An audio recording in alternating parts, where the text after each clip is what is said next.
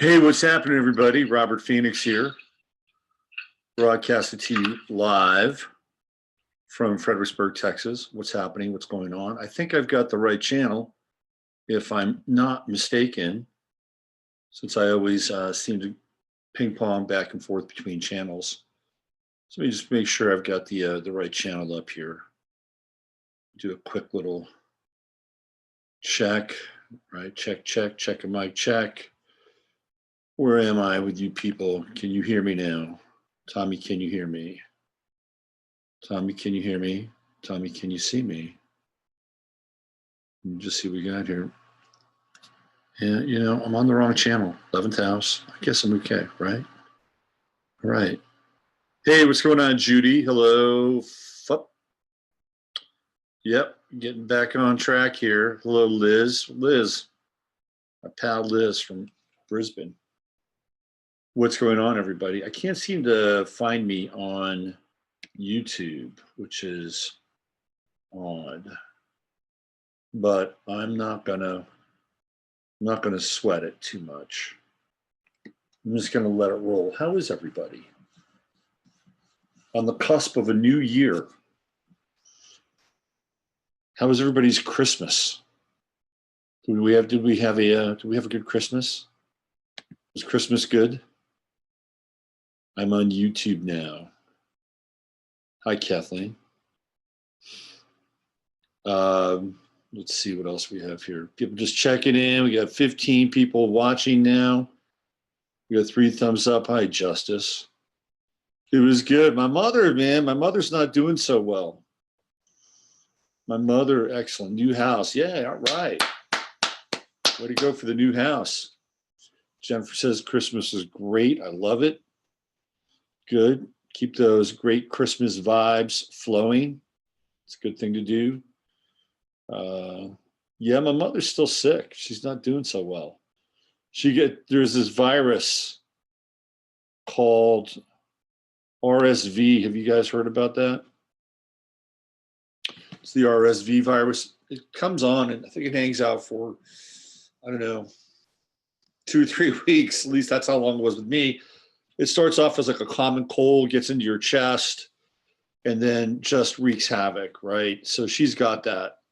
And she's not a real happy camper. And she got sick, you know, 2 days after I got there, she came down with the virus. Let me, I think I'm gonna try to change the video settings here. Let me just see if I can do this here. Hold on one sec. That way we can have a better, more robust stream. Hold on one sec, here we go. And I can still talk, less latency. Yes, we like that. This is good. Beautiful. Hardwired in to the experience. That's what we are. That's where we are. That's what we're doing. Let's see what else we have here. I guess I am visible now online. Of course. This is it. Yeah, it was a bummer. You know, when older people get sick, it is a major deal. It's a really big deal when older people get sick. And, you know, my mom is, she's 81, and you begin to think about people differently. I've been thinking about her differently for a while now. And, you know, my intuitive sense is that we're going to see a lot of death, I think, in 2019. I've had 3 people, 2 men, tell me that their mother has passed away within the last week. One is a young man who I knew, and his mother was a pretty gifted psychic, and I knew her back in California, back in the 90s, wonderful woman. And I got a text from her, an email from her son, told me she passed on Christmas Eve. So she wasn't terribly old. And then good friend of mine, Mark Petrakis, his mother just passed away a few days ago. And Mark is a really, really great guy. He's been kind of a fixture on the San Francisco party scene. His mother was 90. And then, you know, one of my Facebook friends, Deb Hart, passed away. And Deb was not, she was not old, right? She was, you know, sort of in this kind of middle area. So that's 3 people, you know, all within the span of a week. And it feels like that we're going to start to see kind of a higher frequency in death rate. It just feels that way. I mean, I'm sure we could drill down to some of the astrology around it. You know, maybe as Saturn gets closer to Pluto and Capricorn, you know, we'll see kind of more of a mainstream, you know, rendition or the reflection of mainstream numbers. You know, the way things are going right now is that it's really starting to feel like a bit like a sci-fi movie in some ways, you know? Like, did you guys see what happened in New York the other night with that transformer? Like, maybe if that was really I mean, it was, I watched videos of this thing. It blew my mind. You know, the way that it started off, and then just the sheer intensity of the light going from blue to green. I mean, it was wild, absolutely wild stuff, you know. And so we're, you know, there's that, right? And the world is just feeling rather disconnected in a lot of ways. And I think I'm probably understating it to some degree. And we'll get into some of that tonight. A lot of the disconnection is happening at a one-to-one level. And what I mean one-to-one level, it's like person to person. So I was watching a video of this trans person who went nuts on this guy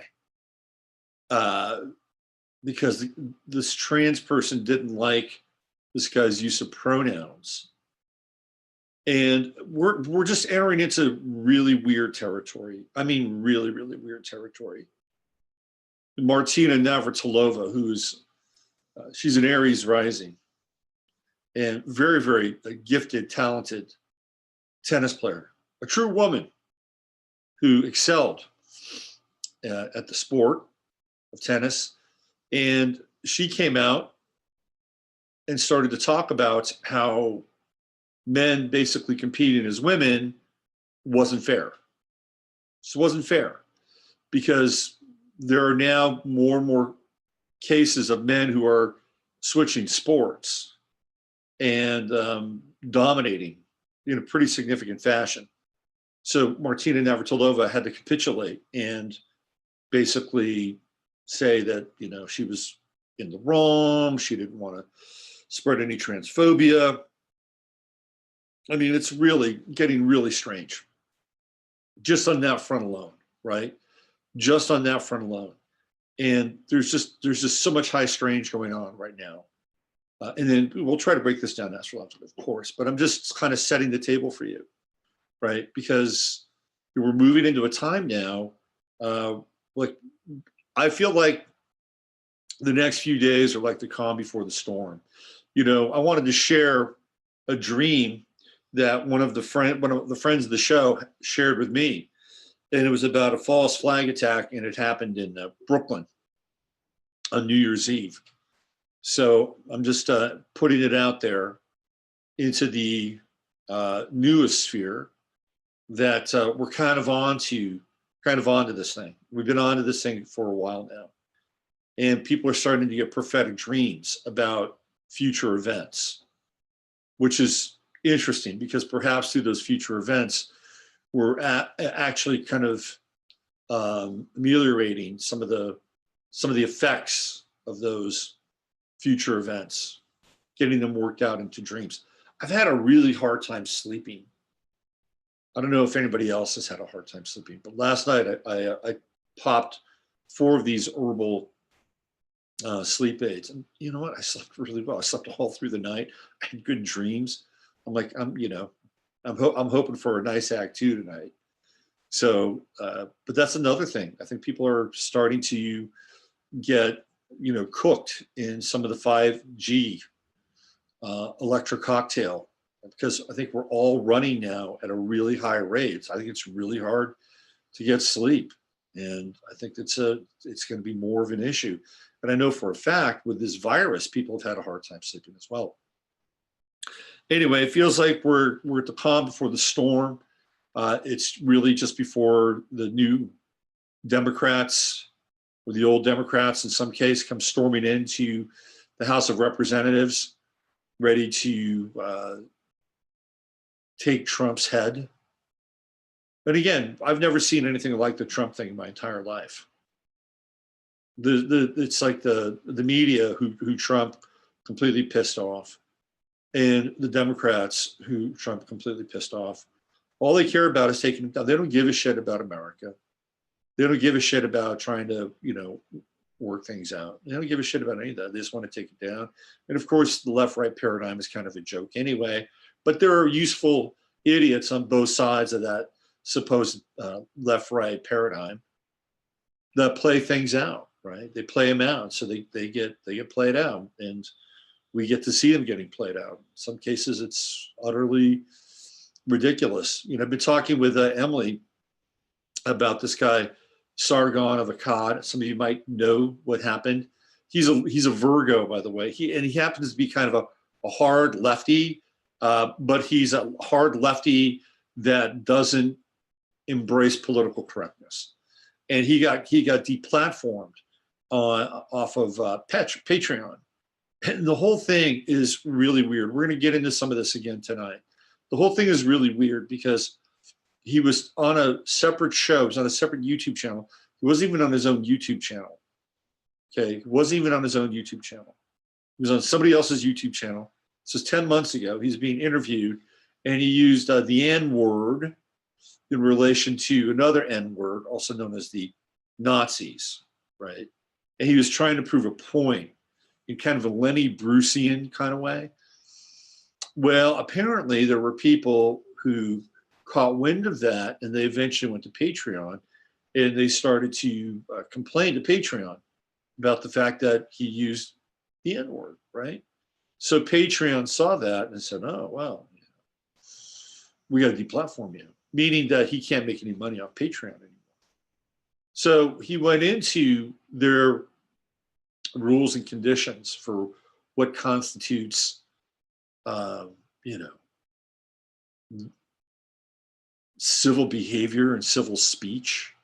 He violated none of their quote unquote bylaws.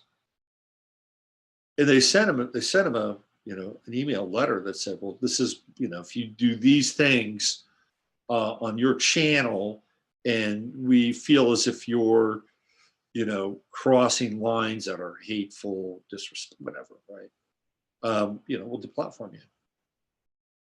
But nowhere did it say anything about him being on somebody else's channel, right? So he went back and he showed them what he did, and that it had nothing to do with his channel. It had nothing to do with his Patreon account because it wasn't plugged into his channel.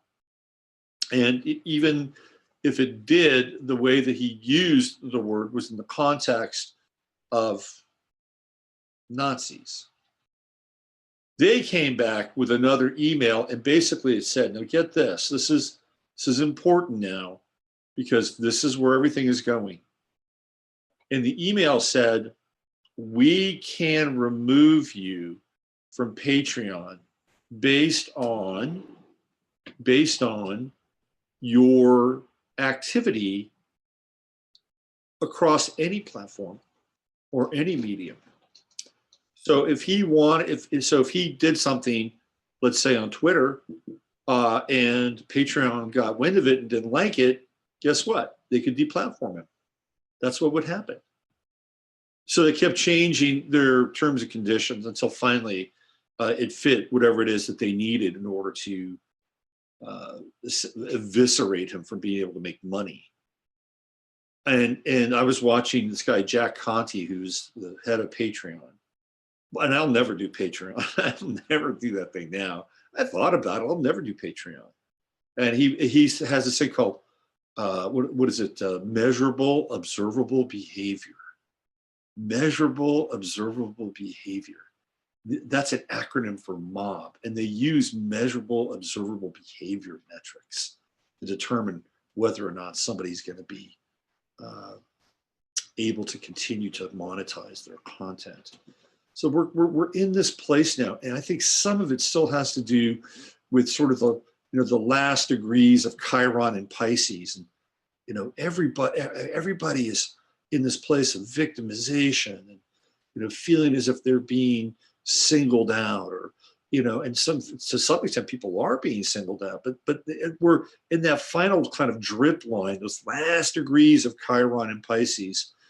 And the political and the social vocal landscape is really tenuous in a lot of ways, very tenuous. And there certainly seems to be two sets of rules. There's a set of rules for a certain group who can say just about anything. And then there's another set of rules for another group who really can't say shit, right? And this is becoming clearer and clearer and clearer. And this divide is continuing to create a wedge in our society and our culture. Anyway, there's that. And we have the shutdown.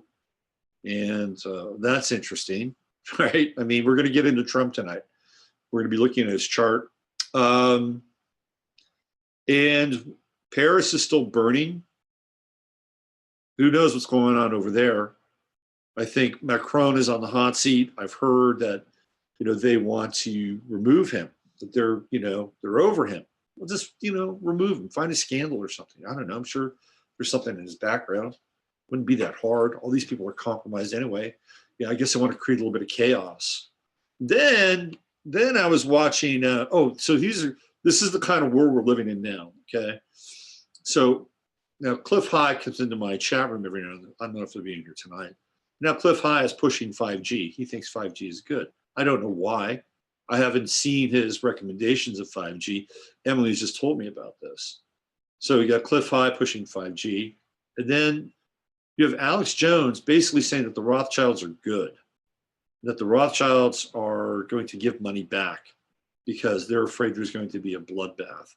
And they're in a turf war with the Rockefellers. He said this guy was talking about it on a show the other night.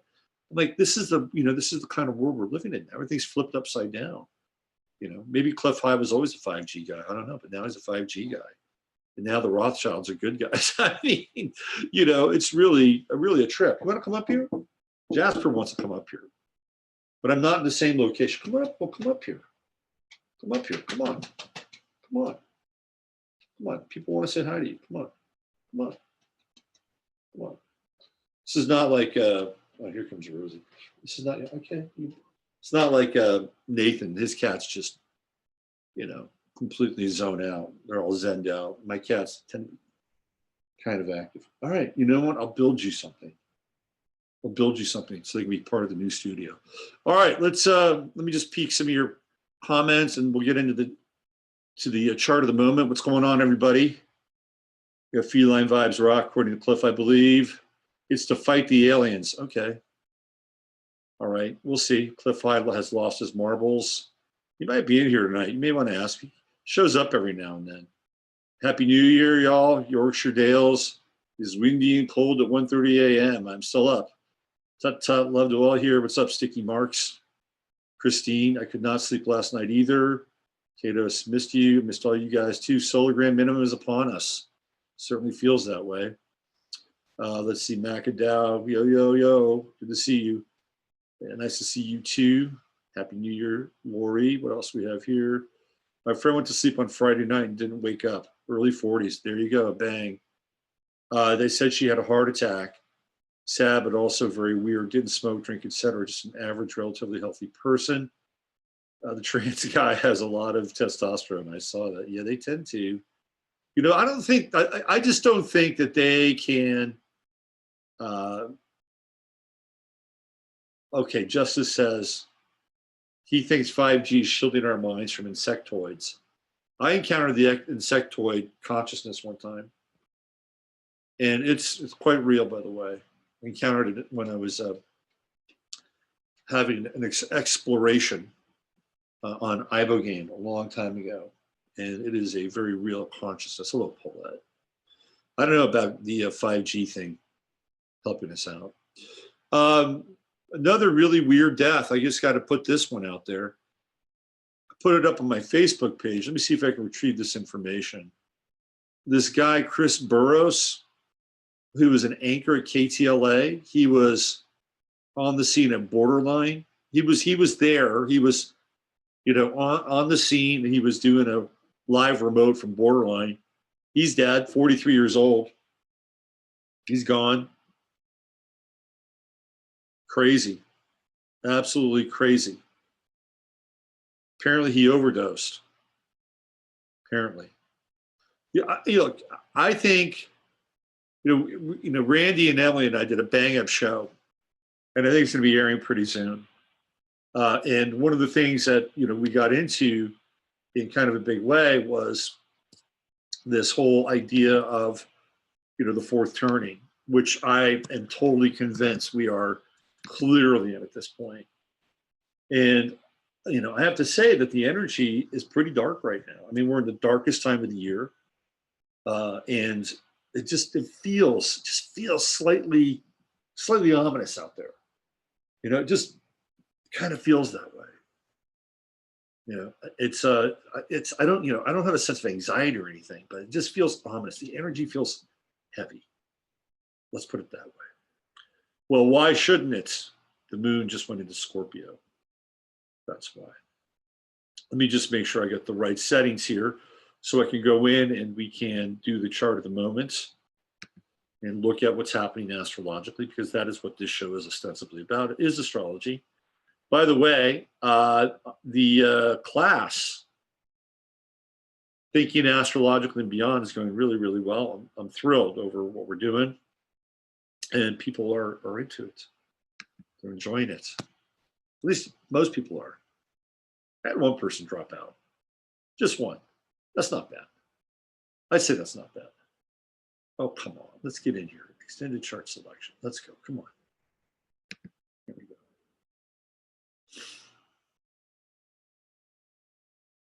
All right.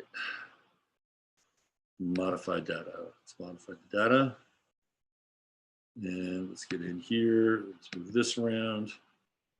And let's do Austin, Texas. There we go. All right. So we had a great party, by the way, on last Saturday night. It was a lot of fun. A lot of fun. One person from my internet world showed up. Another wanted to come, but she couldn't make it. She listened to the show too. We'll do it again next year. We had I made salmon for 12 people. It was great. Next year it's paella. Made paella yesterday. It's my new thing. All right, let's get into the chart of the moment. I'm going to pop it up here. We're going to do a little screen shareage. There we go. Share that screen. Share that screen. Here we go. All right. There it is. The old chart of the moment. 7 degrees Leo right there. As we speaketh, or as I speaketh, the true node over here in the 12th house. And yet, moon just went into Scorpio, and it's right on the IC. Yeah, see, I'm feeling the intensity. I'm feeling this darkness. And Pluto, the moon is like the final degrees here squaring up against, final degrees of Libra, it's squaring up against Pluto. It's a very wide square though, right? Talking almost 10 degrees. But it's right here. It's just hanging out down on the Imimcelli. So this is, from in Austin, but if you're anywhere in the continental US or even in the UK, Liz, I think you're ahead of us. So you've already got the moon in Scorpio. But that's the energy that we're dealing with right now. And we have the inconjunct to Mars, right? Let's just see what we got there. There's Mars. Yeah, there's that inconjunct at 150 degree angle. And we've got Mars at 20, 29 Pisces, that's right. So on the 2nd of January, Mars goes into Aries, and that's intense, explosive, martial energy. And there's something, as we get closer here, I think it's about as close as this gets, because by tomorrow, the moon will have moved out of that 2 to 3 degree orb that you have to have. Anytime you get out of 3 degrees on that orb with the inconjunct, it doesn't count. So it's right now, right? It's right now. So what we do with the inconjunct is we're trying to feel right into this. We're trying to feel into this aspect, because we're starting right down here at the bottom of the chart, right? This is the nadir, or the nadir. It's right there at the bottom. It's the valley. It's the gorge of the chart. And up here we have Mars at the 2nd highest point on the chart. It's not quite at apex. That's Uranus, which is in opposition to the moon. So we have some very interesting energies tonight. We have energies that are kind of uncomfortable and destabilizing, to be honest with you. So here we are, right, with this broken line. This broken line is the inconjunct. It's one of my favorite aspects in astrology, to be honest with you, because there's such an intense mystery around the inconjunct. You see all these other lines, clear path, even though they're red or they're blue. The inconjunct is not a clear path. It's a broken path. And so you've got to find a way to get from here to here. And the way that you do that is you feel into it. You feel into it. My favorite analogy for the inconjunct has to do with the movie The X-Men, and where Professor X used to sit in the middle of the underground location there, and he put that headgear on, and he'd like be able to connect with all the different mutants all across the planet. Well, in order to get to him, you got to the edge of like the basement, then you stepped out, and when you stepped out, there was a little piece of metal that you step onto, like you're stepping off into air, right? And then it'd be another one, and then next thing you know, you get a bridge all the way across. So you get the hall pass to go see Professor X. So this is what the inconjunct is like. Here we go. Chart of the moment's changing. We're at 8 degrees Leo now on the ascendant. So this is what the inconjunct is like. You've got to step into it. You're stepping into air. You're stepping into the void. This is like the path across the chart during a new moon, where it's dark, although the moon isn't new. So what we're doing now is we're taking kind of this intense scorpionic energy on an emotional level that we're all tapping into, right? We tap into it. And at least what I was trying to do, and maybe other people, but trying to feel into this kind of Mars piece. And of course, at the final degrees of Pisces, again, we're into that language of martyrdom and victimhood and the things that go along with Pisces, but also Mars just in general, violence, guns, action, explosiveness. So this could be a very interesting night in terms of people dreaming and having insight into what's happening. I mean, it feels to me like, because I know I'm not a huge dreamer. When I was younger, I was an amazing dreamer.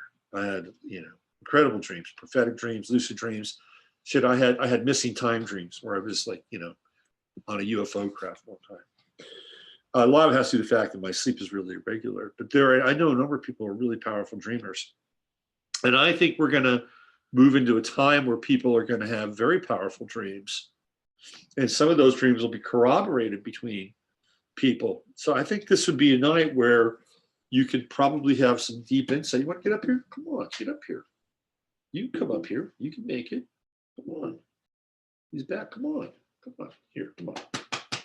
You want up here? We'll say hi to the people. Come on. You can come up. You might know. Come up. Don't keep them waiting. I'll lose viewers. Okay. We'll figure it out. I know you want to be a part of it. I know. So pay attention to your dreams tonight with this new moon in Scorpio. I hope that a lot of you who are working are actually not going to work tomorrow. I really hope you're not going to work. Not because I think anything weird is going to happen, but I just think that going to work on a Scorpio moon, on like the last day of the year, the Gregorian year, could be a bit heavy. You're still going to, you know, see, at least you get New Year's Day. And then you can start, you know, the new year with basically with the, you know, Moon and Sag, or at least a little void of course action and Moon and Sag. That would be good. So the Scorpio Moon is going to be very intense tomorrow. It's an intense moon for a New Year's Eve, celebration. It's not, I wouldn't call it convivial, you know, I wouldn't call it convivial, but we're always going to get close to this point of the moon right around this time of year. Won't always be at the exact same degree, but be very, very close. And there's something about the death of the year and something about putting things away and transforming them and moving on, especially on an emotional level. I mean, look, if you're somebody who wants to, you know, cleanse or heal or let go of things or have something, you know, die in your life, I mean, this Scorpio new moon coming in on, or not the new moon, but Scorpio moon coming in on a New Year's Eve day can be very, very powerful. And then we've got the conjunction coming up with the moon conjuncting Venus. And that'll be close to, I don't think it'd be quite tomorrow night. It'd be very close. So I think the moon will probably be around, run around like around 14 or so, 14 or 15. So it'll be close, but it won't be exact. I think that'll be a New Year's Day. New Year's Day, we're going to have that Moon-Venus conjunction, which won't be terrible. It'll be okay, right? I mean, transforming relationship, deep relationship, family relationship. Oh, look who's coming up. He's making the journey. Look who's here. Well, this is the new scene, man. Say hi to everybody. Okay, but you got to say hi to everybody now that you made the journey. There he is. Say hi to everybody, Jasper. There we go. There he is, the Astro Cat, making his appearance. He's got to get in on it. Look how white Jasper's face is getting. He's turning into an old cat. You happy now? How do you feel about that Scorpio moon? Huh? How do you feel about it? Are you okay with it? I think you are. I think you're okay with that Scorpio moon. Venus is 22 degrees Scorpio. Oh, here we go. And it's going to be moving into Sagittarius by the end of the week. And that'll be interesting. I think by the end of the week, things brighten up a little bit. As long as we don't have any crazy shit happen on New Year's Eve, which is possible. You know, it is very, very possible because things feel very, very tenuous in a lot of ways. There's a lot of tenuous energy. And maybe it's the opposition to Uranus and yin conjunct to Mars, but there's a lot of tenuous energy in the air. We got that Pluto square to Uranus, of course. That's going to be going on for, that's going to end as soon as Uranus eventually goes into Taurus here, not too long from now. But by the time Venus gets to Sagittarius, she'll be sleeping. By the time Venus gets into Sagittarius, by the end of the week, it feels like things are going to brighten up.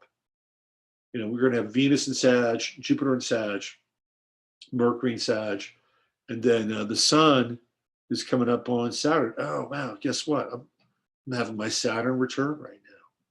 Saturn just went to 11 degrees Capricorn. So I got the Saturn return happening because that's where my Saturn is, 11 degrees Capricorn. And in 2 days, I'll have Saturn, Sun, Saturn. That'll be interesting. What do you think's going to happen, Jasper? Think I'll feel old then? Think that'll happen? What else? We got Mercury. Mercury is squaring. Let's see. We got a Mercury square to Mars, and we have Mercury square to Neptune. Boy, it's not a great Mercury, to be honest with you, right? And it's going to get so Mars will move a little bit. It's going to be trailing each other, right? Mercury's going to change a degree per day, and then we get Mars into Aries. At least it'll be in a fire sign and not in a water sign. It'll create intense steam, and that Mercury square. It's just, that's not a great energy. It's not great for lucid thinking, and in terms of, you know, sharing your ideas. I think a Mercury square to Mars could could be a bit overbearing. Could be a bit overbearing. Watch that energy over the course of the next couple of days, and try not to be too heavy-handed. But at the same time, you know, squares aren't all bad, and having some persistence and trying to get to the bottom of something can be quite good with a Mercury-Mars square. You know, give some mental fortitude and some mental energy. But the Mercury-Neptune square, this is certainly not a great time to indulge in any kind of narcotics, right? Now with that Mercury-Neptune square, Mercury-Mars square. We've got a Jupiter square also with Neptune.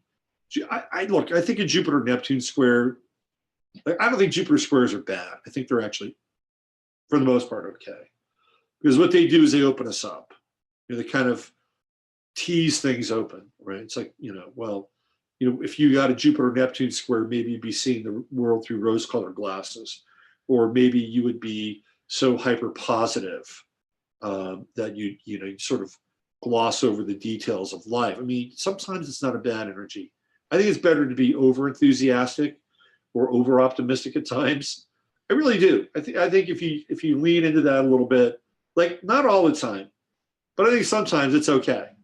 Sometimes it's okay, because when you lean into it like that, if you're in the dumps or you're in a kind of a negative trough, you can kind of bring yourself out of it.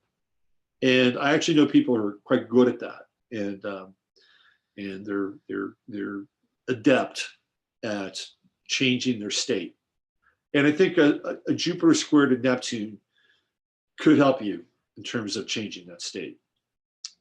Everything's happening right now in all of the transpersonal planets, with the exception of Uranus. We've got Venus, we've got Jupiter, we got Mercury, we've got the Sun, Saturn, we got Pluto, Neptune, Chiron, and then Mars, final degrees of Mars. On the second, it goes into Aries, and it won't be in a transpersonal sign.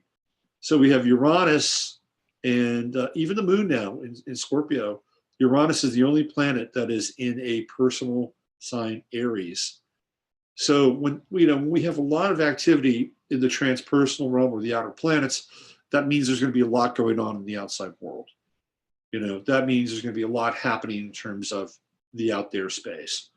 So even though things are shutting down, even though the government is shut down, we're clearly not going to go without some stimuli on the social scene, or on the collective or the global scene for that matter. Okay, what else? Anything else here? I just think the most interesting part of tonight's chart is this in conjunct with the moon into Mars. And it's just a sense, this is intuitive sense that something's in the air. Something's in the air. Now, again, by the time you get up tomorrow, that moon will be a little bit deeper into Scorpio, but first, it'll still be first decan. We've had the last couple of days with the moon in Libra. Hopefully people have been nice to you, been nice to other people. I'm not afraid of the Scorpio moon. I dig Scorpio.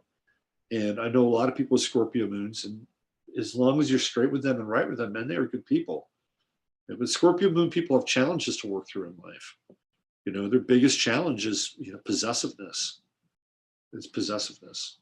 And I'm learning how to let go of things. Especially, now what are you doing, Jasper? Jasper has decided he's gonna talk into the mic. No, you can't do that. You can't do that. This is not meant for that. Okay. I think Jasper is now decided he's going to take over. Jasper is a terrorist. He's decided to take over the broadcast. So I'm going to have to send him off to Guantanamo for cats. Guantanamo. That's where Jasper's going. Guantanamo. Okay, let's get out of the stop share. Let me hang in there, hang out with you guys, talk about the chart of the moment, get some feedback, see what's going on with you guys. Let's see. Yeah, a lot of people. This is a really totally great group. Totally great group. Everybody shows up. I don't have the biggest channel on YouTube, but I got the best people. I can say that. Yeah, Guantanamo. That's where Jasper is now. So, I guess should we get into? Okay, I think here's where I'm going to go. I'm going to get into, you guys know this Chris Watts guy is, right? Do I use whole sign houses? No, I do not. Reggio Monteris. No. So I don't use whole signs or whole sign houses now. I feel like it's more interesting in some ways. Although the whole signs are I think, are easier to interpret.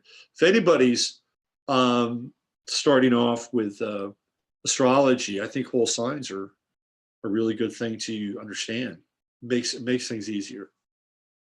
So all the Scorpio moons I know are dark beauties. All right, let's get into some Scorpio moon territory tonight. All right, so let me do this. Let me throw this, this graphic up here. Oh, I already did this. Hold on. There we go. By the way, I just made a major investment today in studio equipment.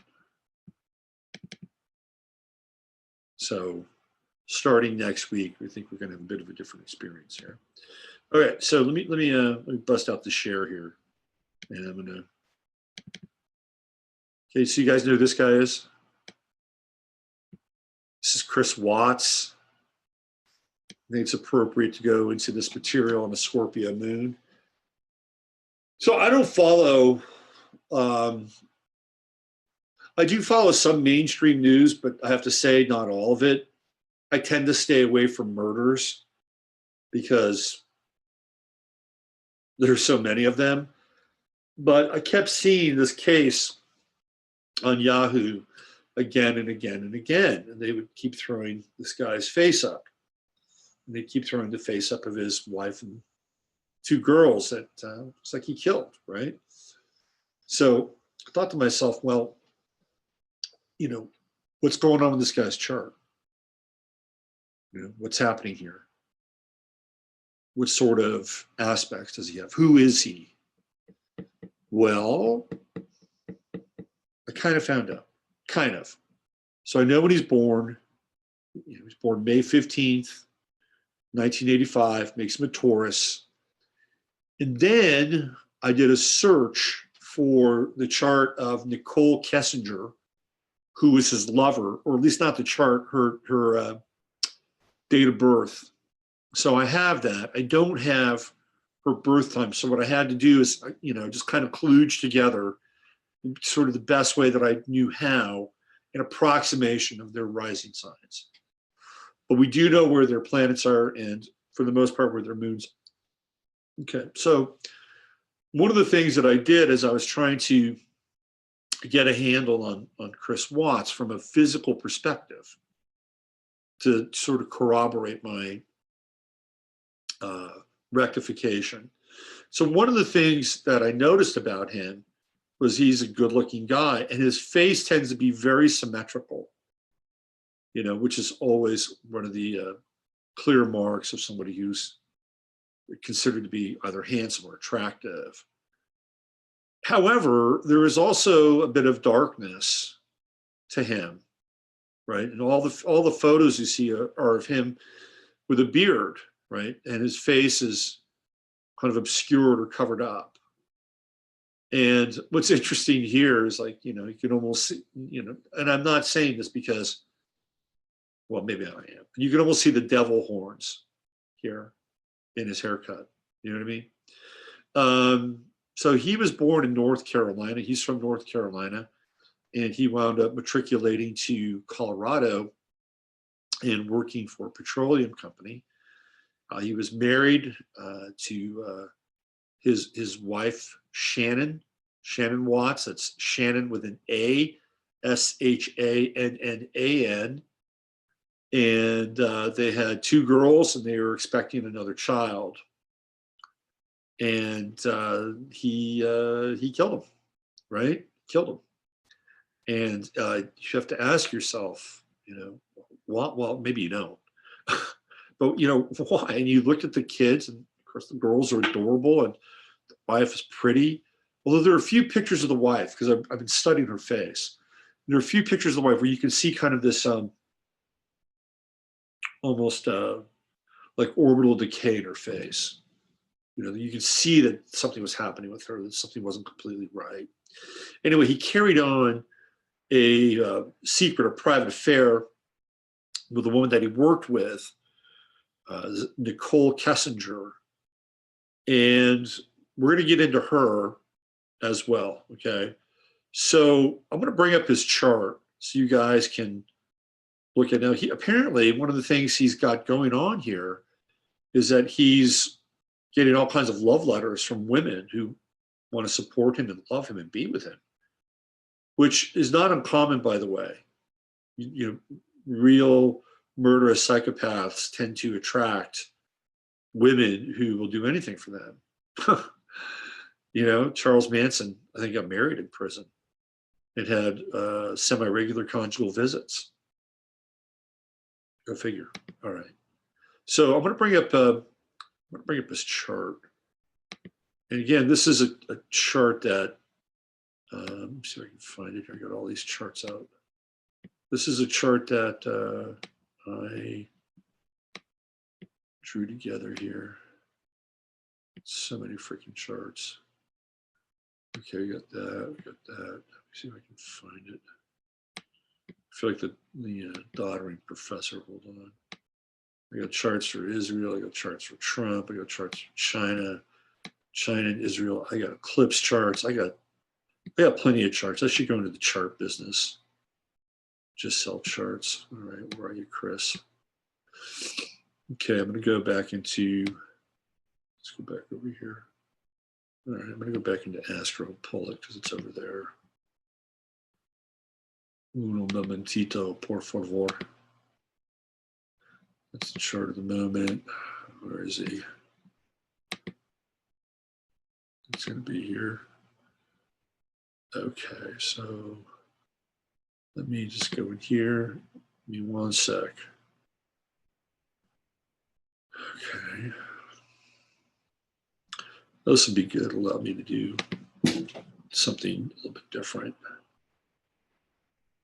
So right now I'm at the back end of astro.com, and I'm going to just throwing in his natal chart with some transits.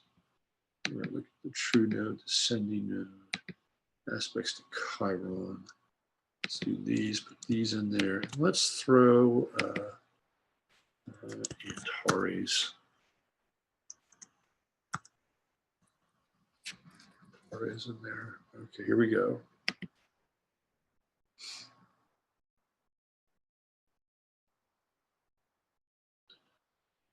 Okay. All right, so I'm going to pop this out, and we're going to do another screen share.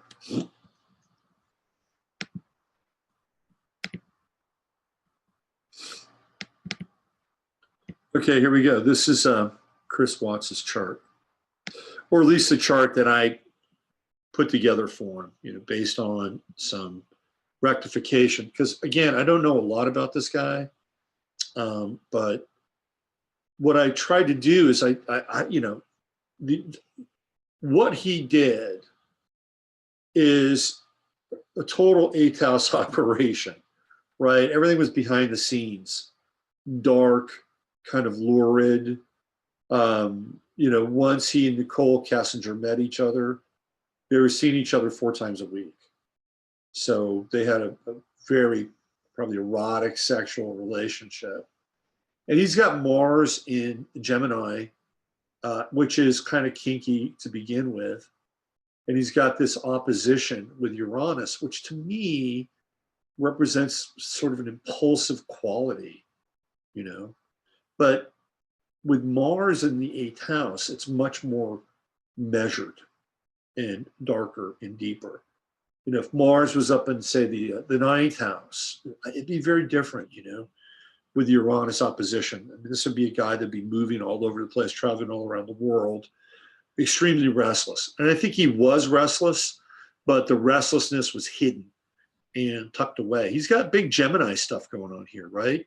Vertex in Gemini, Sun in Gemini, Taurus rather, Chiron in Gemini. He's got a Mars-Chiron conjunction in Gemini, right? So he's got 2 sides.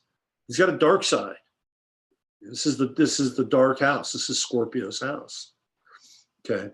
So what I tried to do is, kind of approximate that. And also because, most Libra rising people are either really pretty, attractive, handsome. Clearly, he's a good looking guy. I've had women tell me he's a good looking guy. But I couldn't have him all, Mr. Nice Libra. No, I had, because there's a darkness to this guy.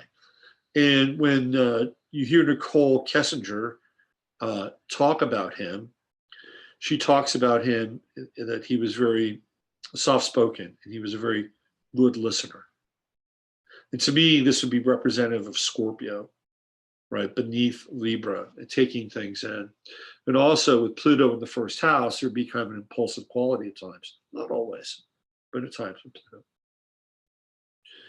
Now, here's where, for me, it gets, I think, for the time, and again, I'm just kind of approximating this. He met Nicole Kessinger at work. Okay, there's two places in the chart you meet people at work, either the 10th house or the 6th house. So we have Venus and the moon in Aries. And this is an impulsive person. Venus, moon, Aries. This is somebody who, is people have moon in Aries, Venus in Aries very clearly, and even with Libra rising, very clearly go after what they want, especially in terms of gratification on an emotional level and on a relational level. And people that have, I've seen people with Libra rising who, once they get out of another relationship, they're very quick to get into a new one. So get out of a relationship, they're quick to get into it. And that's because they have Aries over here on the 7th house cusp. But this is the 6th house, and this is the house of work, purpose, and service. So meeting her at work, I think, would pretty much qualify as kind of a 6th house deal. So there's the relationship, there's the connection. Now, what would propel him to do what he did? Cold-bloodedly kill and murder his wife, his 2 little girls, unborn child. I think it's down here. I think it's down in the 4th house. I think it's Jupiter in Aquarius. Aquarius is cold sometimes. Look, there are good things about Aquarius. There are good things about Aquarius, like, it's bright. Aquarius is bright, personable. I mean, every sign has its pluses and minuses. I can just go right down the center. There's no perfect sign. Some signs I think are a bit easier than others. So I think some signs have it tougher than others. I think Pisces is a tough sign to have. It's just a tough sign. Sometimes I think Virgo can be a difficult sign because they're the opposites, right? Sometimes I think Cancer can be a challenging sign. And every now and then, maybe Scorpio can be difficult. But I think those would probably be the most difficult signs. I think Capricorn is difficult, but Capricorn just transcends very quickly. It moves on very quickly. It doesn't get stuck in difficulty too much. Anyway, there is a cold side to Aquarius, a cold, impersonal side to Aquarius. And here we have Jupiter in Aquarius, right? So it's expanding into the 4th house. And this is somebody who probably would want actually some degree of freedom too, right? And Black Moon Lilith has been in his, again, if this is the rising sign that we're using, Black Moon Lilith would have been cruising through his 4th house. This is a dark moon. This is a dark, cold moon going through his 4th house, his home. And what is it doing? It's squaring his sun in Taurus. He has relationship needs, obviously here. By the way, he was born 2 days before an eclipse. 2 days before a solar eclipse, right? 2 days later, bang, that true node is right there, and it's right on his vertex. And anytime you're born around a solar eclipse, there's something fated about a person's life. But he's hidden, right? With this time and this rising sign, he'd be dark and he'd be hidden. in the 8th house. And people would see the Libra charm. Beneath that Libra charm would be this Plutonian intensity. And the need for relationship would be carried out with this true node in Taurus. And he would have the appearance of being solid too. Mercury in Taurus, but what is Mercury doing? It's conjuncting Black Moon Lilith in Aries. And he's had Uranus around Black Moon Lilith for most of the last almost the last 7 to 8 months, which would be very impulsive. And again, let's say that the rising sign is still different. Let's say the time is off, which it could be. That Uranus is still going to be on his Black Moon Lilith, no matter where it is. And then again, Uranus brings an impulsive nature to things. He's got some of this in his chart already. He's got Uranus opposite Mars, Mars conjunct Chiron. Like, this guy is a total split personality. This guy would almost qualify. The weird thing about him is that he's from North Carolina. And there's a lot, and again, I don't know anything about his personal life other than what I've been able to kind of kludge together. But I can tell you that there's a lot of weird stuff that goes on in that research triangle in North Carolina. There's a lot of government stuff that happens in North Carolina. So could he be somebody who was split? Did he have a split personality? Was he some sort of SRA kind of person? I don't know. Possibly. I mean, anytime you get into Mars, Gemini, especially the opposition Uranus, that's explosive. But it's explosive and it's hidden. And he's got Chiron conjuncting his Mars, which is, very unusual. Now, I would say that probably, based on this chart, that this guy was probably pretty good in bed, right? Because of Mars in the 8th house, he's probably kinky, wild. There's a psychological side to this guy. Like, I think on the one hand, there's tons of pictures with him and his wife and his kids, mostly his wife. On the one hand, he's like Mr. Solid, right? Sun in Taurus, true node in Taurus, Mercury in Taurus, 7th house. But then there's like this other side that was really dark and hidden, completely dark and hidden. But I think really the calling card for all this is this Jupiter down in the 4th house, which I think is chilly, absolutely chilly. Now we also have the moon square to Neptune. That's a 9-degree orb, right? Or 8 degrees, qualifies as a square. He's not truthful. Moon Neptune square. He's lying. He lied to her the whole time. You know what? I think she knew it though. And then we have a Neptune square to Venus. It's quite wide, 10 degrees, but it's piggybacking on the moon. This guy he's a liar. He's a liar about his emotions. He's a liar about his relationships. Venus Neptune square, and wasn't getting any help for it. And what's interesting, he's got the South Node in Scorpio, and I think he gave into the South Node. I really do. I really think he gave into the South Node.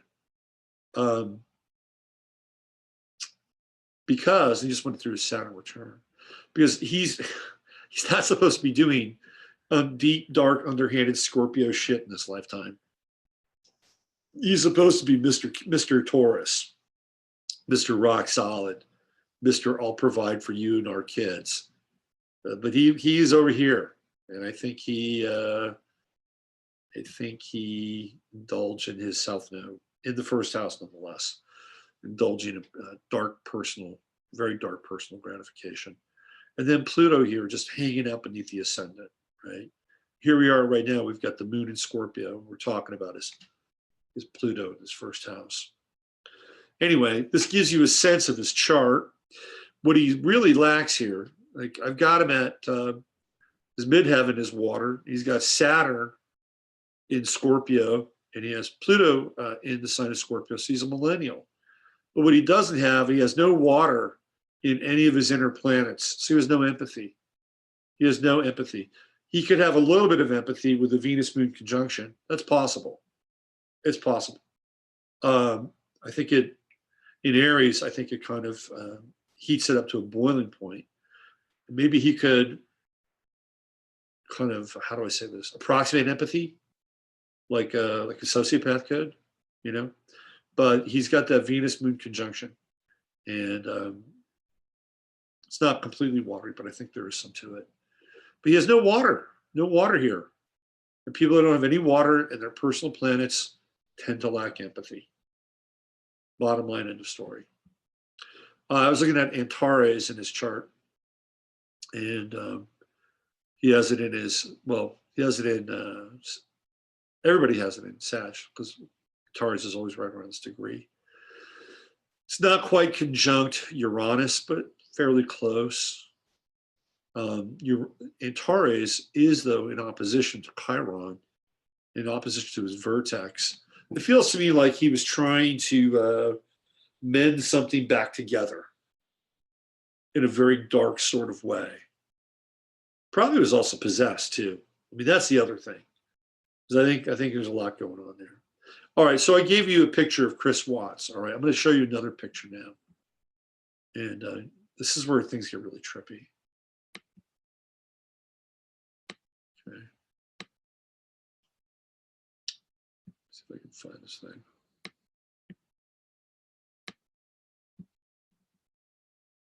We're doing all kinds of work tonight.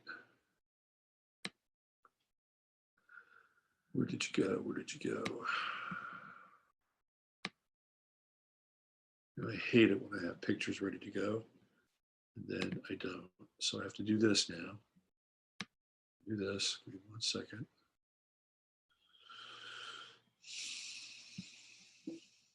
Okay.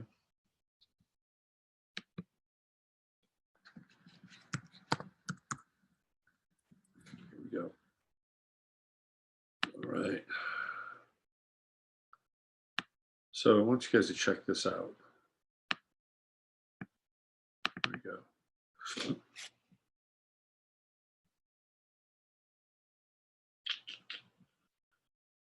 One moment. All right, here we go.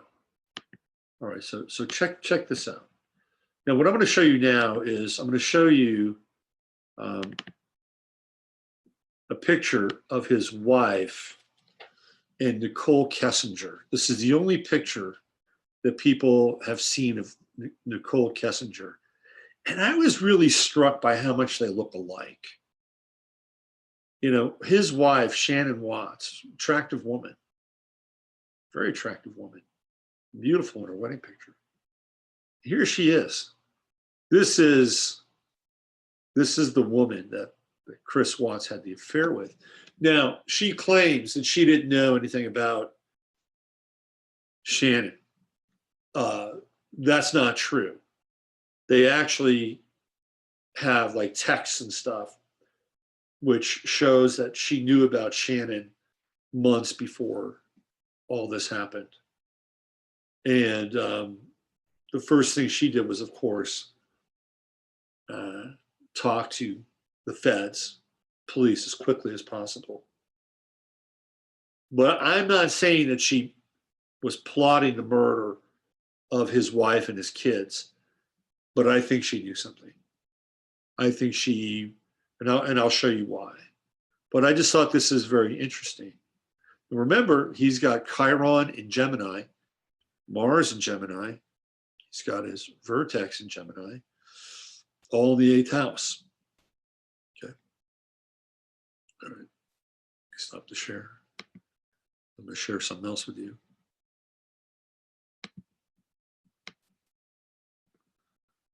There's this. Okay. Hold on 1 sec. All right, here we go. So I did the same thing for her. And I did a rectification for her. And this is what I came up with. All right, so I have her, and probably not close to this, right? I don't know, maybe I am. I'm gonna give myself the benefit of the doubt. One of the things that I was looking for her was something that would kind of approach this darkness that she has, or at least, you know, was able to sort of transmit in that photo.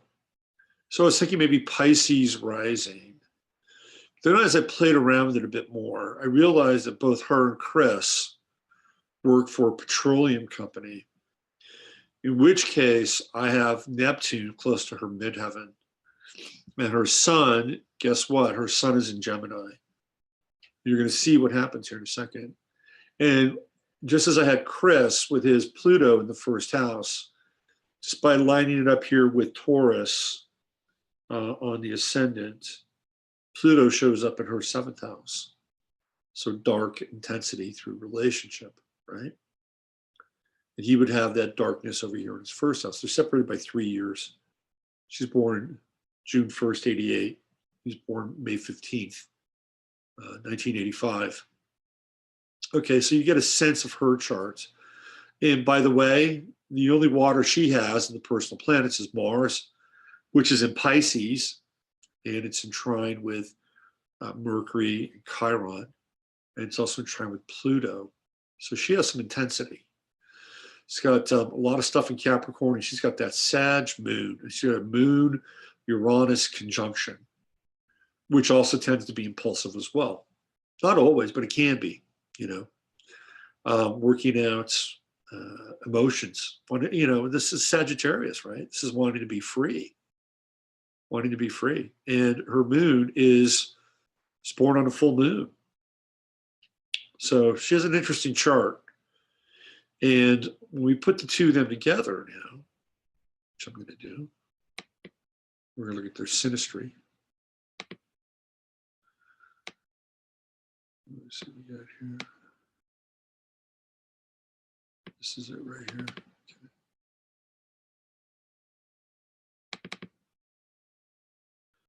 Okay, so here's their synastry.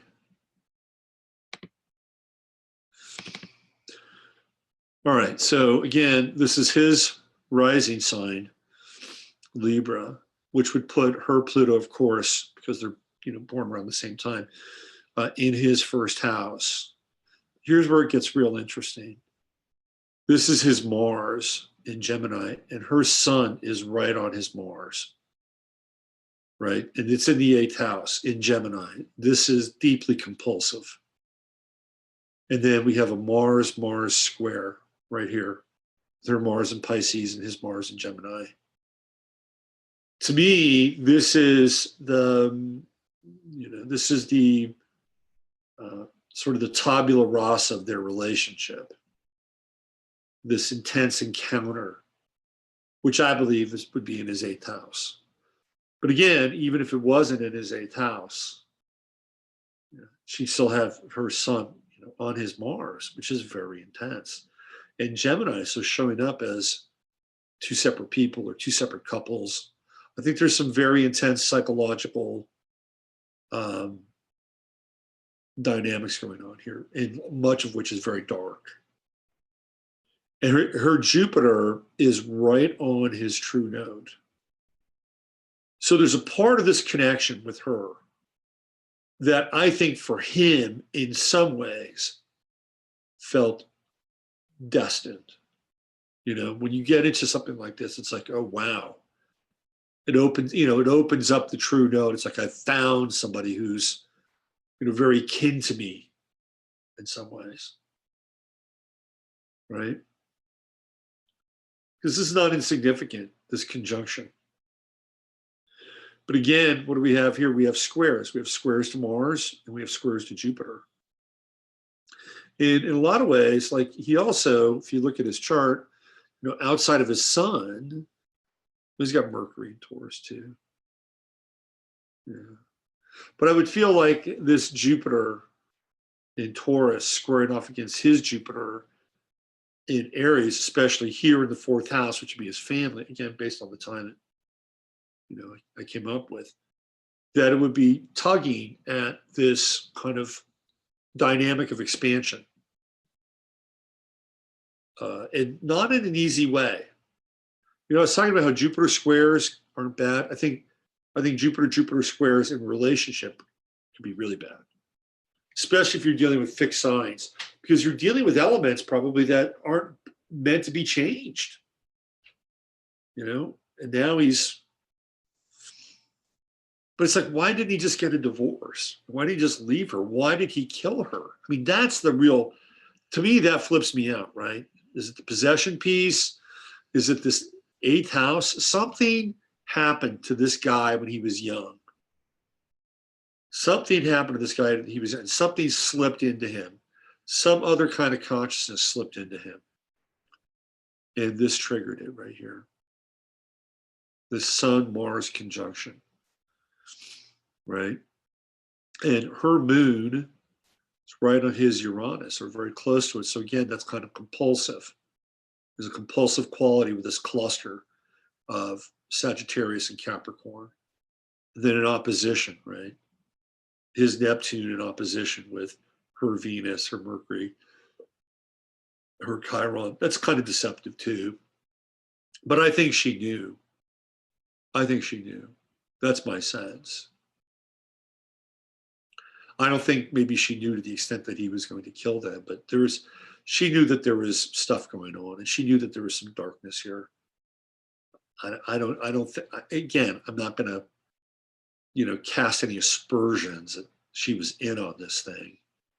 But I don't think she is as perhaps innocent as she's made out to be, because she was so forthright with the authorities, particularly because there's actually records of her having like online and text connection with him about his wife prior to the time that they met.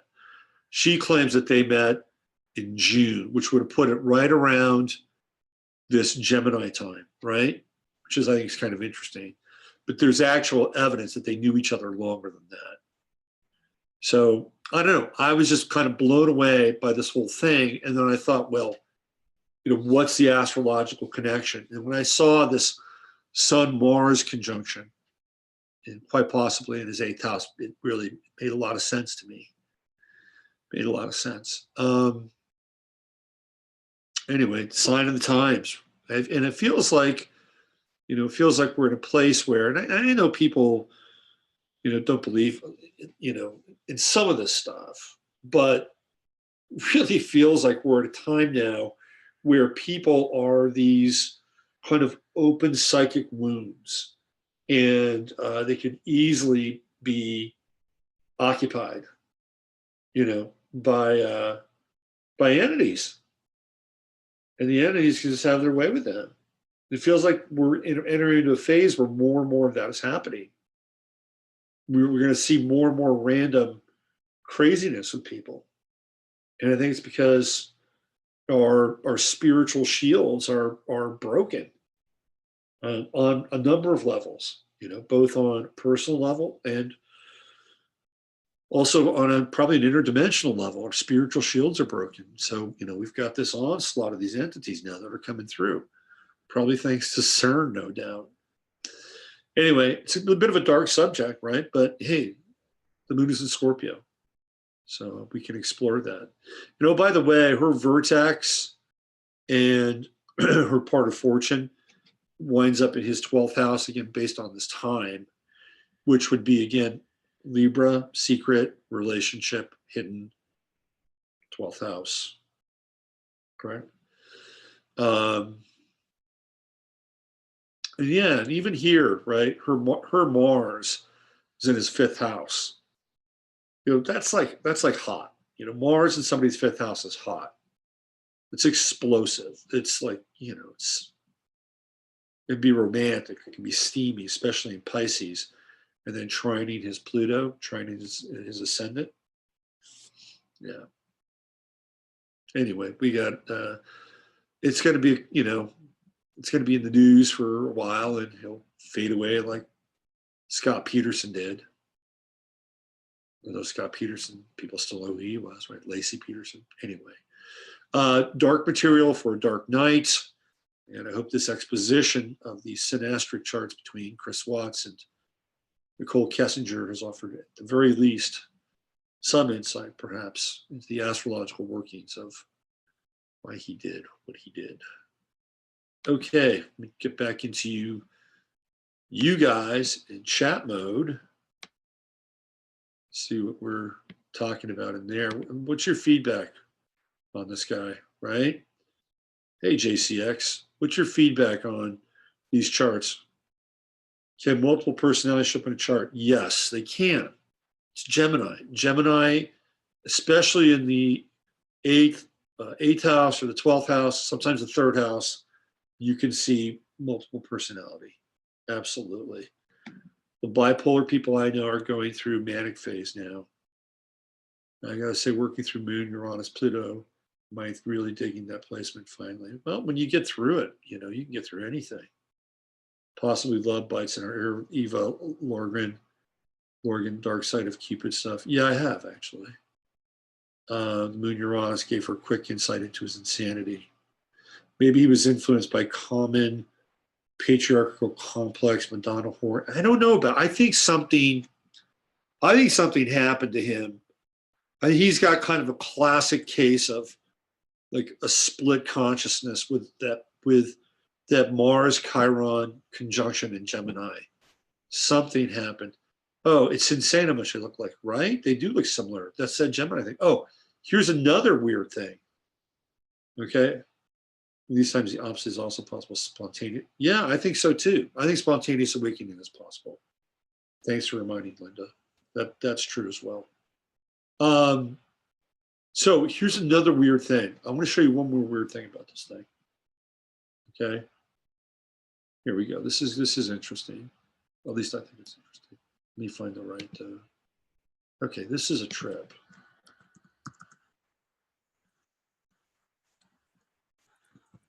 This is when we get into like, you know, it's kind of astro matrix where things just get really kind of off the wall. I'm going to show you this.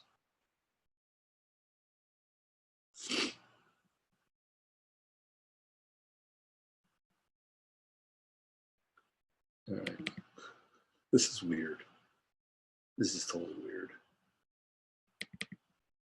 Let me find this thing. Come on. Come on. I hate it when the computer doesn't do what I want it to. Here we go. Okay.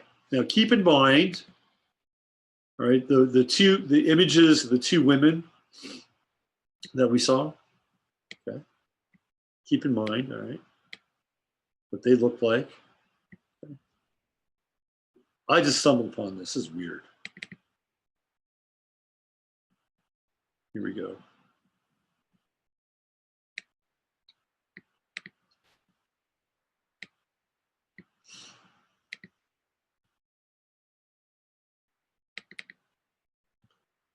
Okay, see this woman?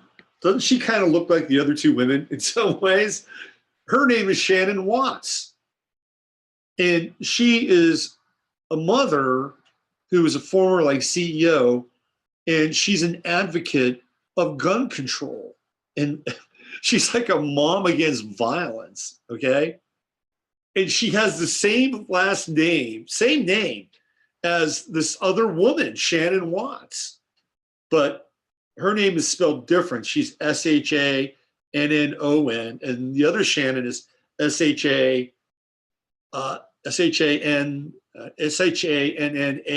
right? And that gets into the whole like Gemini thing that's kind of running through this whole program.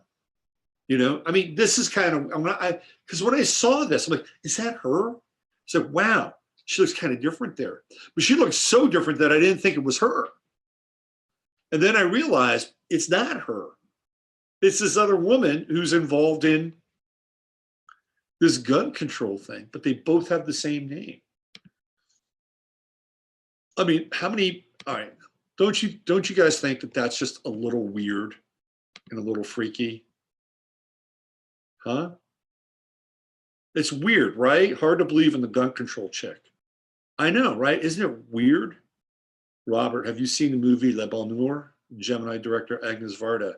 Okay, you know what? I got a funny story for you. I was flying back from California on Friday, and I was sitting next to this young woman who was living in Sausalito, and we started talking about the boats, the houseboats in Sausalito. And I used to go to parties on a boat called the Varda, which was at one point in the possession of Varda, the director. And so I used to go to parties on his boat. So there's your Varda connection. I think possession too, maybe an op. Yes, her pick seems posed. The weird that the whole thing with the two Shannon Wattses, one's a mom against violence, the other mom is like, dies at the hand of violence, and then you've got the other woman who kind of looks like his wife. I mean, the whole thing is just completely kind of matrixed out. It's just totally matrixed out. And you read that and you get into like, wow, we live in a really unusual place and time. And that's one of the things we get into with the webinar is we get into stuff like this. And because there's so many interesting signs and signifiers and syncs that are floating around. I guess the real interesting kind of component to it is to make meaning of it. So when I dive into that, it's like now we're into this kind of Gemini vortex where we're moving into this almost split universe. People that kind of look alike and and have similar sorts of names, and it's very odd. It's almost like we're moving into this multiverse. You look at an event like this, and it really trips you out because it just starts at this one point. It goes in all these different directions, and it feels pretty multiversic, which for some people might be really hard to deal with in some ways, right? But I think it's kind of interesting. Not interesting to the point where I think it's a game or anything, because clearly some lives were affected by what happened in a very, very deep way. People that knew and loved that young woman and those kids, their parents and friends. I mean, it's a heavy trip they'll never get over, right? But clearly there's something that's being sort of enunciated and brought to our attention. And I think it's about sort of this multiversic consciousness now. In that event, you look at those players and you see how they line up. That event sort of begins to trend in that direction. All right. Also, male escort with Uber Lips claim an affair with Watts. Oh, that's right. Yeah, I saw that too. Yeah, that would be a very Gemini thing, wouldn't it? That'd be a total Gemini thing. Like bisexuality, totally. She says, tired of the whole corrupt game duality, etc. Where's evidence of a supreme, divine, supreme intelligence? I think you have to really just simplify things and hang out in nature and hang out with, like Jasper. To me, Jasper is he's like a symbol of divine intelligence. His parents deny that he killed his family, according to the Coloradoan. Well, that's interesting that his parents would deny that. If he didn't kill his family, then why did he plead guilty? Right? Why did he plead guilty? Apparently psychopaths do it all. Why did he plead guilty? Maybe his parents claim he didn't do it because his parents might have been in on his programming at some point, Yeah. Maybe that's why. I sometimes wonder if these true crime stories are just smaller false flags. I think that I think you have a really good point, Maka, and I think sometimes they are. I think sometimes people don't die. Like there's a theory that that JonBenet Ramsey's actually alive. JonBenet Ramsey's actually. So I think sometimes there are false flags. Yeah, I think so. Not all of them do. Let's see. Could have been programmed. He seems like he could have been programmed. I mean, when you get into that Mars-Chiron conjunction in Gemini, I mean, that to me, that's a cleaving of the consciousness. And look, we can go back, you know, we can get into, here, I'll just bring this chart up again. Let's see if I can find it. Hold on. Here it is. Okay, here we go. I'm going to bring this chart back up again. So I'll show you something. Some of you guys know this. Right here. His Chiron is at 7 degrees Gemini, which means that he had his chirotic crisis somewhere between the age of 6 and 8, right? So he had an event at some point in his life, well, between the age of 6 and 8. That's where he fell, because that's when we go into our chirotic crisis, we basically fall. There's like a fall from grace in some ways. There's a fall from sort of the semblance of normalcy. So it's going to be somewhere between 0 and 29. And I know for a fact that when I was 28, I went into my chirotic crisis. I know for a fact. I know for a fact. I look at it, yep, 28, that's when it happened. Right. And I've seen too many charts. Sometimes people will not remember, or maybe it will be minor. But I guarantee you, in most instances, it is either just before this degree or just after that degree. So it's about this would be 7 years old. So between 6 and 7, he went through something. And that something was a split. He was split in two.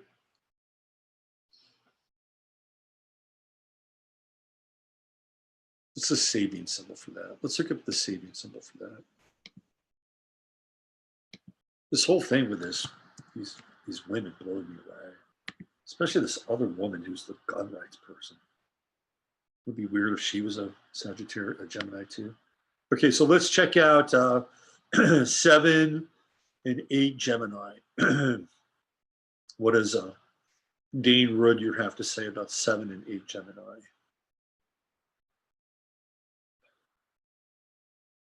Oh,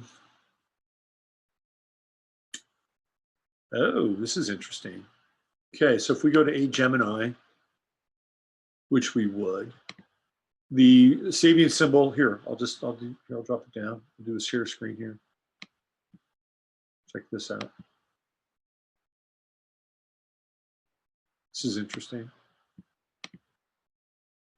And I love Rudyard's interpretations.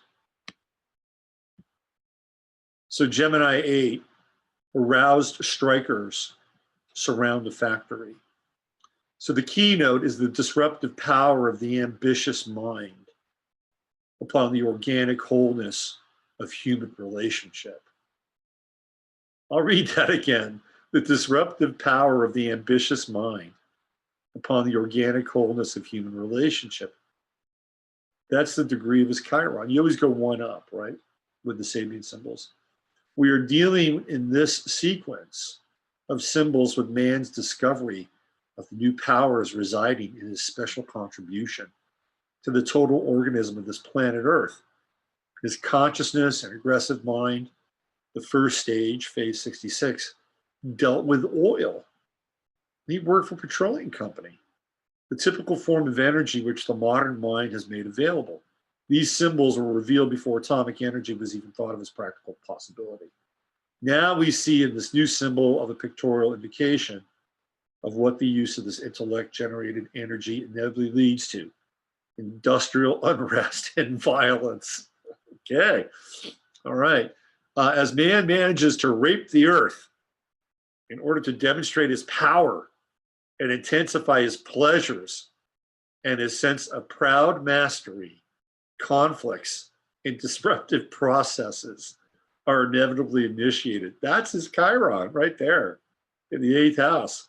The arousal is presented to us here in its collective social form because we have reached the emotional cultural level. the type of power generated by the analytical intellectual faculties is essentially disruptive. It is based on the destruction of matter and invites egocentric hoarding and spoliation, and in general privileges of one kind or another. This leads to a revolt against privileges. Very interesting.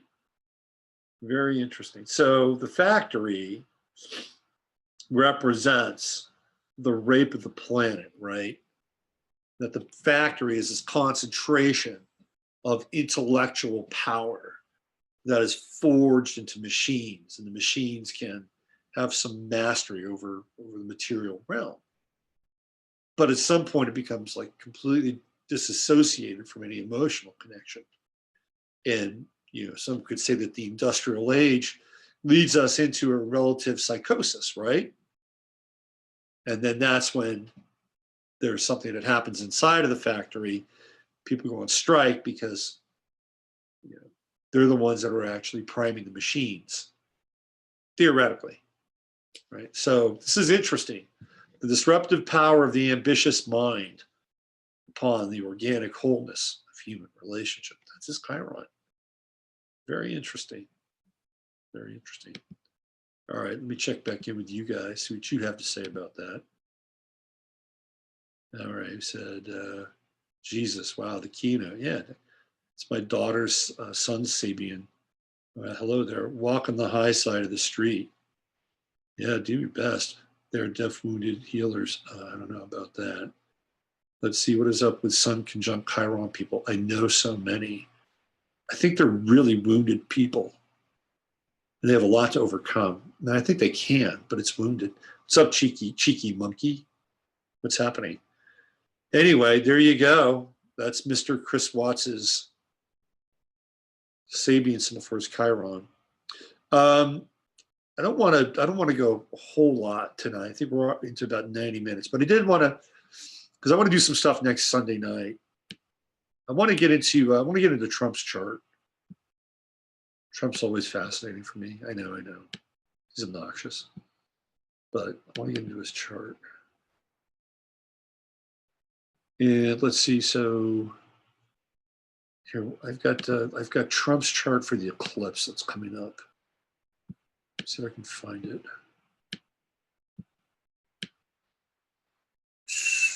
I got Trump in China. All right, I think this is it right here. Let's check out his chart. All right, so this is the eclipse that's happening on Saturday. This is for our friend Trump in the White House. His chart. Okay, here we go. So this eclipse is taking place in his 5th house. And you can see here where he's going through a very interesting time. This true node is going through in Cancers, making this journey through the 11th house. And it's almost completely conjunct Saturn. He's got Saturn at 23 Cancer, and the true node is at 28 Cancer. And one of the things that he's been doing over the course of like the last 2 to 3 weeks is he's really, in his own way, turned the tide on things. Now, Trump is a guy that will always use chaos to his advantage because he's the master of chaos with the Sun-Uranus conjunction, true node in Gemini right here. And there's his moon, he's born in a lunar eclipse, right? South node would be down here. Anyway, he uses chaos as one of his, it's like that's his 5th element is chaos. So when he basically, what I think happened is I think he got blackmailed, and I'm not the only one. By the way, Wesley Clark thinks he got blackmailed too. There are a number of people who think he got blackmailed by Erdogan. And the reason why is because the Turks had the embassy wired completely. That's number one. They've recorded everything. And number two, they got into WhatsApp, and they knew that that Jared Kushner and bin Salman were communicating on WhatsApp, and they have all their communiques between them. And so what they did is there was a phone call. I mean, Trump and Erdogan had a phone call, and basically Erdogan said, "Look, I'm gonna, I could nail your son-in-law, because your son-in-law, looks like he has some foreknowledge, or at the very least, he knows what happened, and he's not being forthright."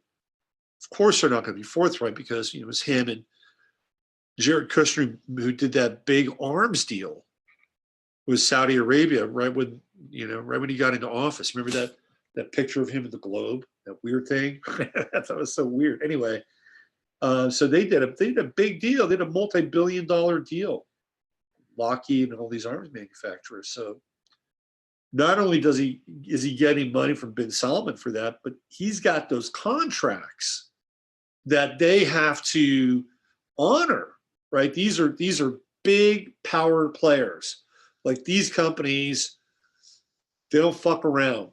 These arms manufacturers, they're serious. So he's got these contracts he has to, and I'm not giving him a pass, trust me. But I know why he's doing what he's doing. And I'm not sure any other president wouldn't be doing the same thing. It just so happens that Trump is under an excruciating x-ray because he's got this Mars on his ascendant. He's always going to provoke people. So what happens here is he has this thing now. He's like, okay, well, I guess I got to get out of Syria because Erdogan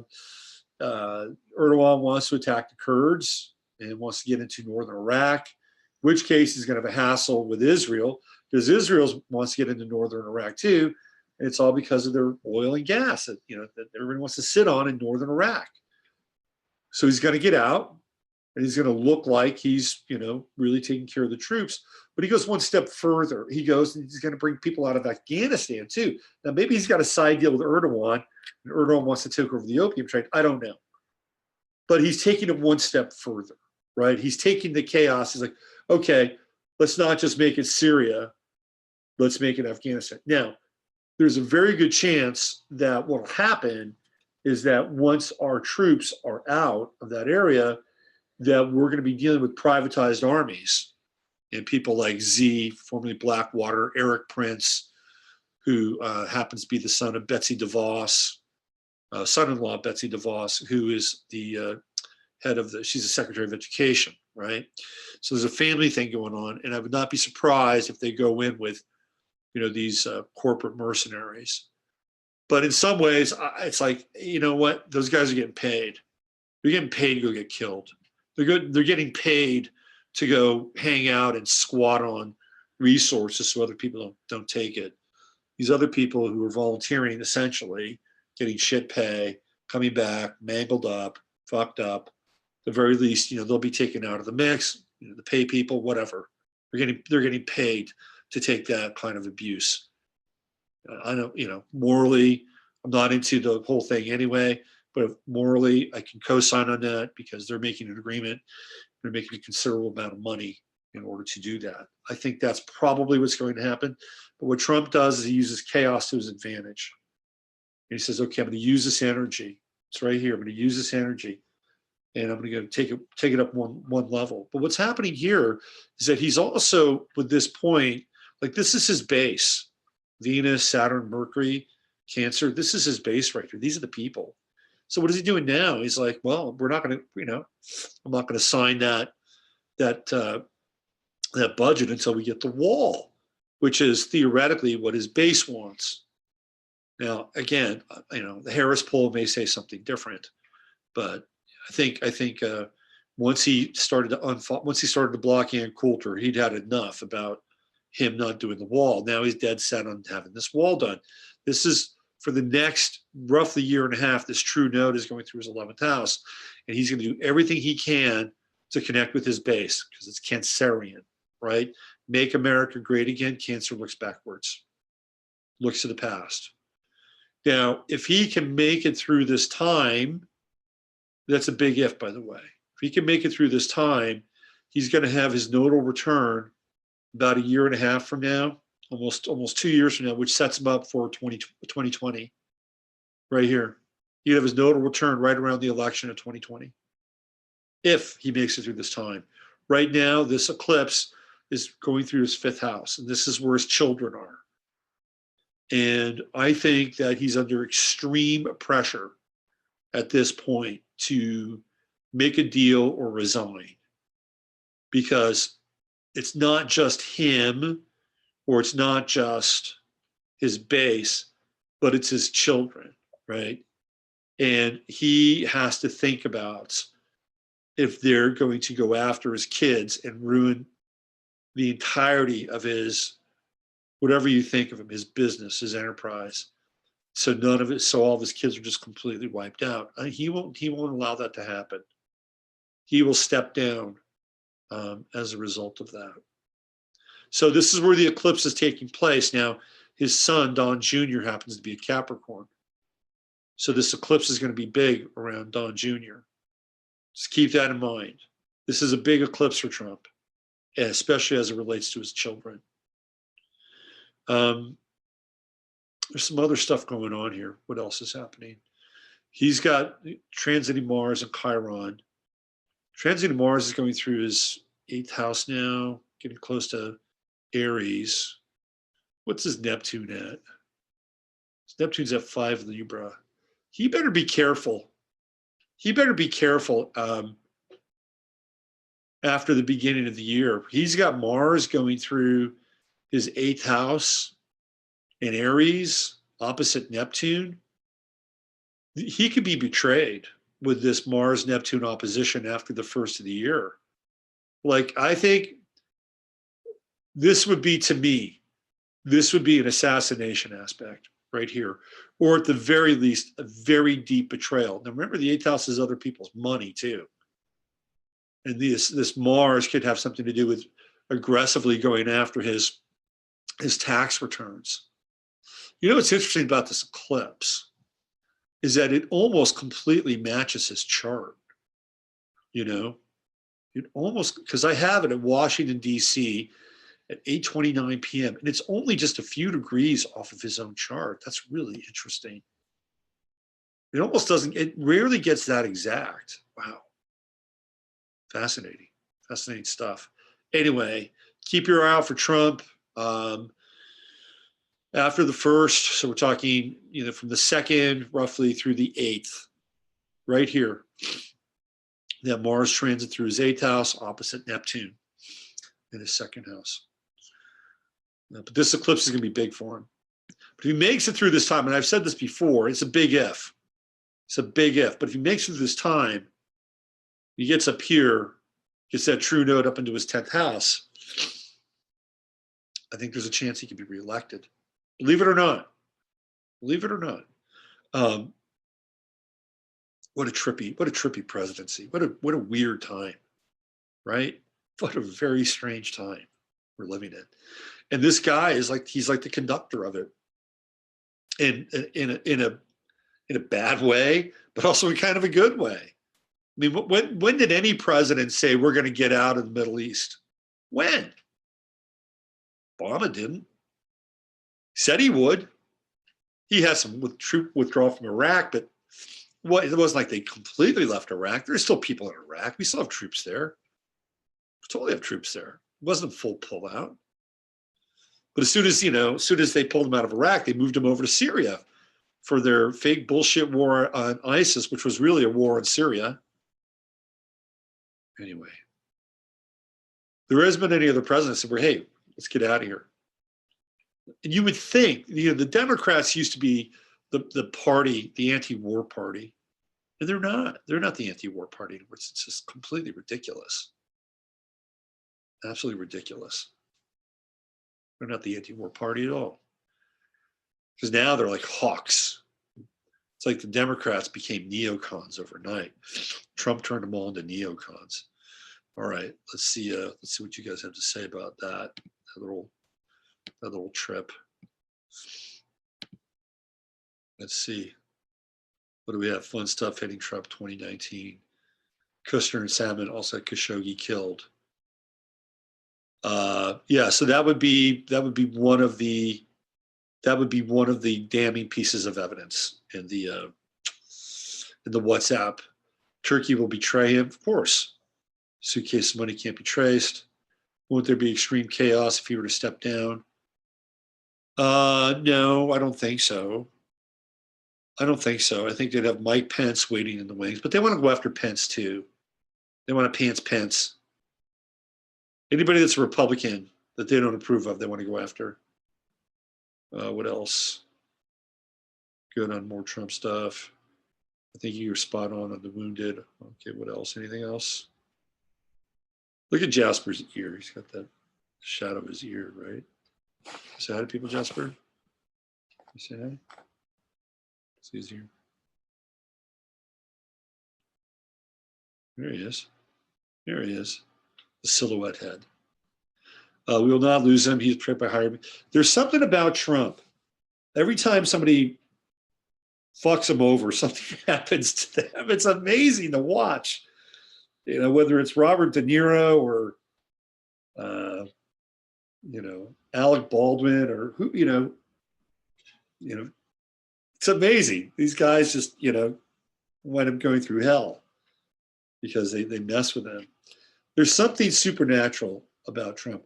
Yeah, Pence is apparently they've got kids stuff on Pence. That's like Pence's thing, right? Kids. I mean, I think they're all into kids. Pelosi for Prez. We're all into kids. Yeah, I think it's Pence. Yeah. There is a mention of a nude selfie in the Mueller investigation. What do you think, Jasper? What do you think of Pence? Are you a Pence person? No, he's not a Pence person. Okay. I think we're going to get out of here. Did you guys go for a decent ride tonight? Was it a decent ride? All is good. Did you guys go for a decent ride? Trump, I got to just say, Trump surprises. There's something. I think Trump is having a change of conscience. I think Trump is having a weird change of conscience. I don't know. You know, I don't know if it's this, you know, this pop evangelist Paul. I don't know what's going on with the guy. There's something is happening with him. And he's going, there's something shifting with Trump, and I can feel it. And I'm not trying to project into him, because I'm pretty good at this stuff. There's something going on with this guy. I think we're seeing a tidal change. And he may, you know, he just may be letting it all hang out before he has to step out. But there's something. Cato said, walked 5 miles today, ate a steak. Steak was good. He and Melania, when they were visiting troops, are truly happy. Yeah, absolutely. I agree. I think that there was something very real about that moment, you know, and everyone was just giving them shit for, you know, we live in such a cynical universe now. It's really, it's difficult to wrap our heads around sometimes. Sticky Marks, peace of mind. I wish it for all. Can free the world. Yes. Yes, peace of mind. Peace of mind is essential. If you have it, Trump shifted when Bush died. That's a really good observation, Chris and Steve. Trump shifted. I would tend to agree with that. I mean, think of the enormous, you know, nefarious shadow the old man cast over everything. Right? Think of that. Well, he's going through a phase. Just be aware. Keep your eyes on the prize. Basically from the 2nd through the 8th with his Mars going through his 8th house. All right, hey, I'm out of here. Thank you. I'll be back. I think I'm going to do a show tomorrow. I'm going to do 15 minutes of flame tomorrow. I'll be back. I think so. We'll play it by ear, right, Jasper? Right? Yeah. Okay. Hey, so the very least, I'll be back tomorrow, New Year's Day. Maybe not so much, but definitely after New Year's Day. Maybe I'll do like kind of an end of the year show tomorrow. I got nothing cooking. All right. Love you all. What a great group you are. Fantastic chat room. And I think we'll do something in the morning. All right. Have a wonderful Sunday night. and hang on to that peace of mind. I'll see you tomorrow.